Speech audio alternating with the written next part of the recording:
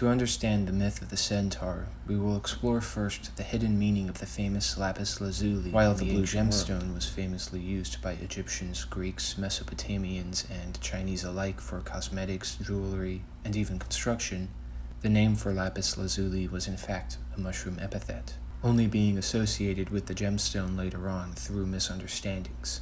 Lapis Lazuli directly means sky stone, or stone from heaven. Lapis means stone, and lazuli comes from the Persian word lazar-ward, meaning heaven or sky. The poet Ferdowsi gives us an example of this definition. As the sun struck the dome of lazuli, a golden curtain was drawn most truly. Lazar-ward is likely a jumbled version of a Sumerian word that would have meant close to brightly shining or speckled, possibly composed of the Sumerian ar-zal-dara. In Akkadian, the word arzalu is questionable as a plant or a stone. The Semitic version is lazrad. You might recognize these words for the color blue. This is where we get azul and azura. They interpreted lazuli as in the blue sky, and not a speckled stone from heaven. The Sumerian word za-jin means flecked stone, and was used for lapis lazuli. The zgn of Sumerian becomes spr in Hebrew, which gave us the popular word for the stone at the time, sapphire, which is the Greek sapphairos, where we get sapphire. However, the sapphire gem we call today was not discovered back then, and so the gemstone lapis lazuli was only given the association of it through speculation, because the gem was popular and its etymology and philology can be fit to look like it matches. As stated, lapis lazuli was a name for the Amanita muscaria.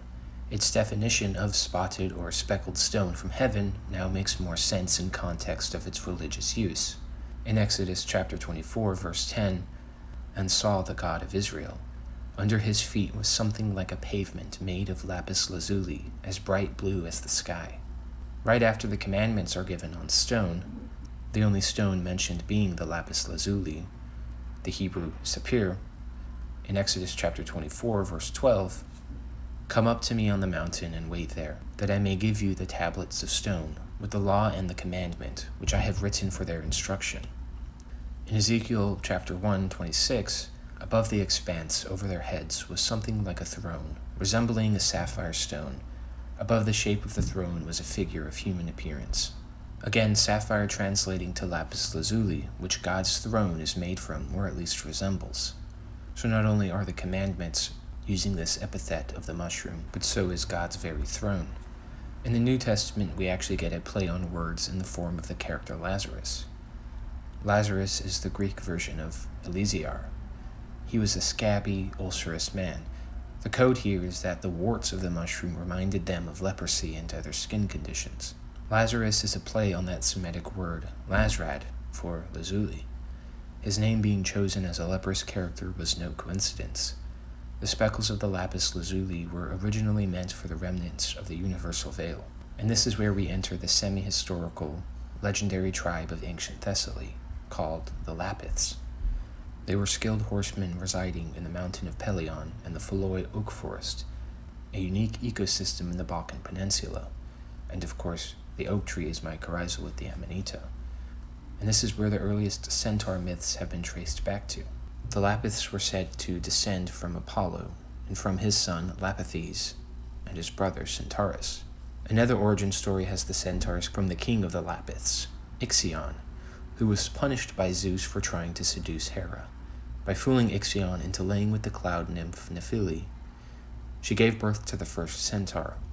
Zeus then punished Ixion further by hanging him to a flaming wheel that spins forever. Some depictions exist which possibly show a mushroom at his feet, and still another one in which the flames are stylized gills of the mushroom. The themes of horses, fire, clouds, and thunder is an important theme that we will see paralleled. So the Lapiths and the Centaurs were considered cousins, and they primarily worshipped or partook in the Dionysian mysteries. Dionysius is thought to have entered the Greek pantheon from the Middle East and possibly India. His story begins with his mother Semele being struck by a lightning bolt from Zeus. He had been tricked by Hera into doing so because Hera was jealous that Zeus had fallen in love with Semele. Zeus killed her as she gave birth prematurely to their son Dionysus. Zeus then sewed the baby to his thigh, where he was born a second time. Semele was rescued from the underworld and given the name Thyone, which means frenzy. Thyone would represent the maenads of the Dionysian festivals, literally the female ravers of the cult of Dionysius. The rural Dionysia was a minor festival that took place around the winter solstice, and was thought to be the celebration of the cultivation of vines. There's a lot of variations and conflicting information, but the main point seems to be that the maenads, so only women, would go away from the city dressed as fauns and carrying the thyrsus. There they would sing and dance and perform orgiastic and ecstasy rituals and obtain communion with the god Dionysius and eat his flesh. The goal was to have the gods enter and possess them.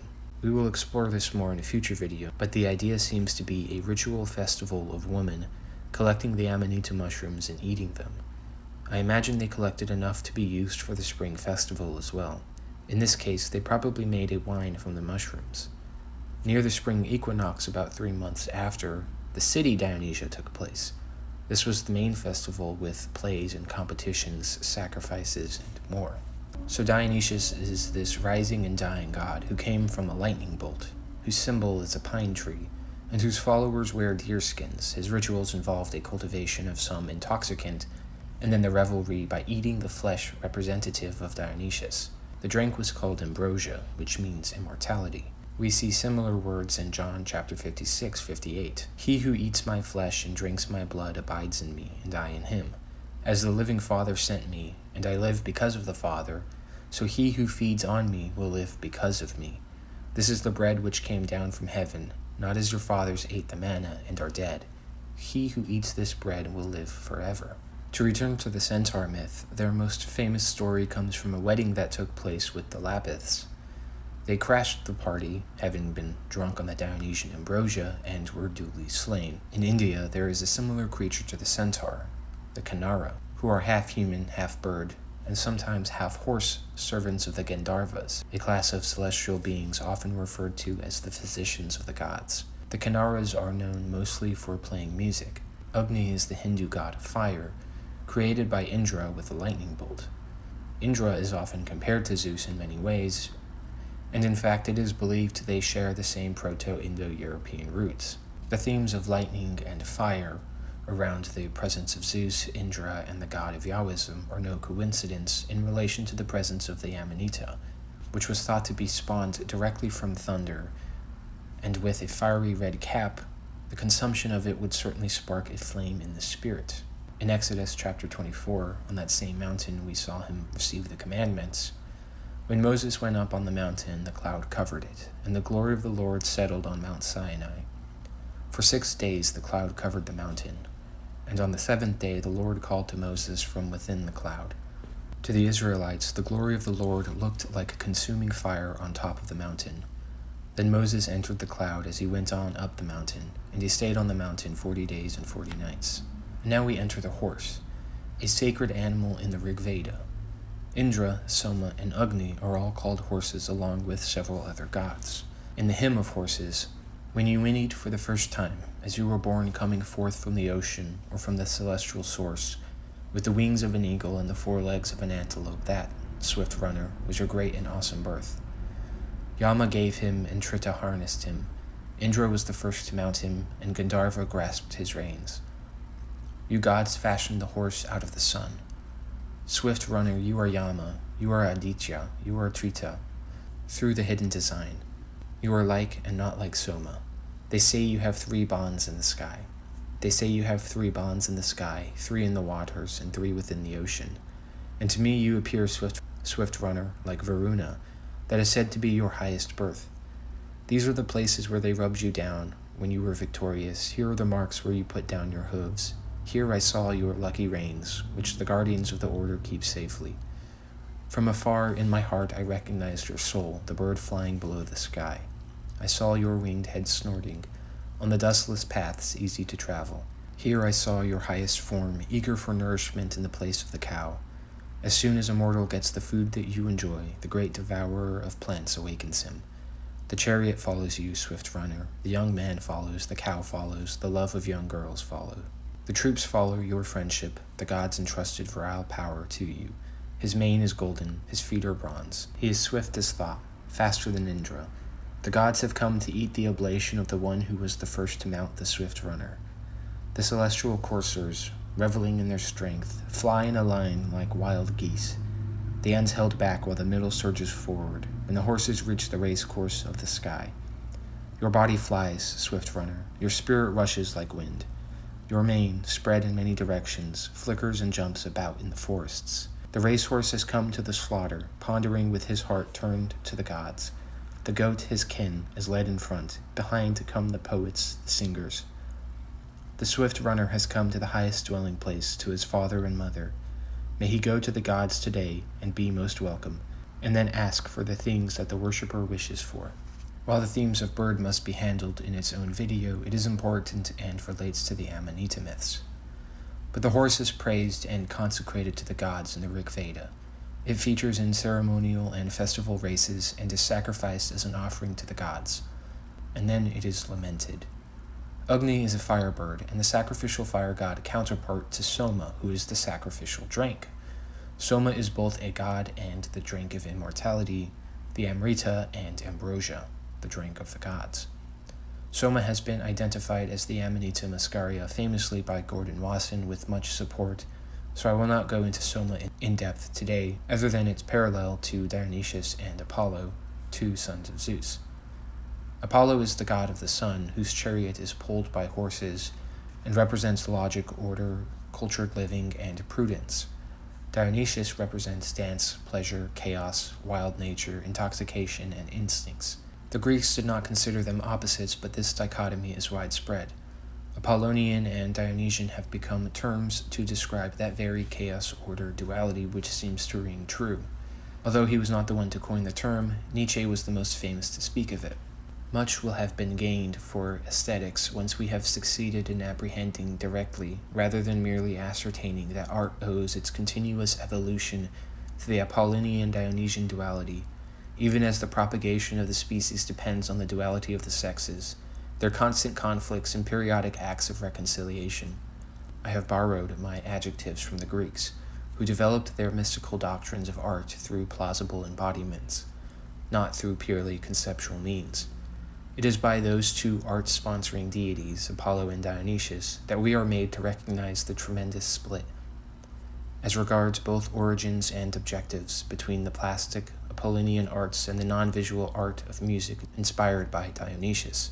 The two creative tendencies developed alongside one another, usually in fierce opposition, each by its taunts, forcing the other to more energetic production, both perpetuating in a discordant concord that again, which the term art but feebly denominates, until at last, by the thaumaturgy of a Hellenic act of will, the pair accepted the yoke of marriage and, in this condition, begot Attic tragedy, which exhibits that salient features of both parents. Agni is Apollonian. He represents the cultured aspect of the mushroom rituals, the cooking with fire. Soma is the Dionysian, wild, raw, and imaginative.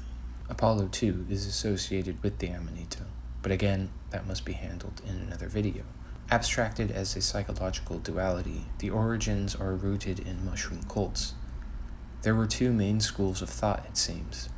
One which was to cook the mushroom and partake of its effects in cultured and civil ways, with urban festivals and games and visual arts. That is the Apollonian Agni way. The Dionysian Soma way was the rowdy, rustic, and rural, raw mushroom, and more directly related to fertility rites and earth rituals. Ecstasy and freedom were the themes. This dual practice of the mushroom persisted for a long time. Not always together, but sometimes only the Dionysian type would persist. In Isaiah, we see warnings and frustrations of this. In chapter 3, Isaiah warns the daughters of Zion engaged in witchcraft. Therefore the Lord will smite with a scab the crown of the head of the daughter of Zion, and the Lord will discover their secret parts. Secret parts is translated as vulva.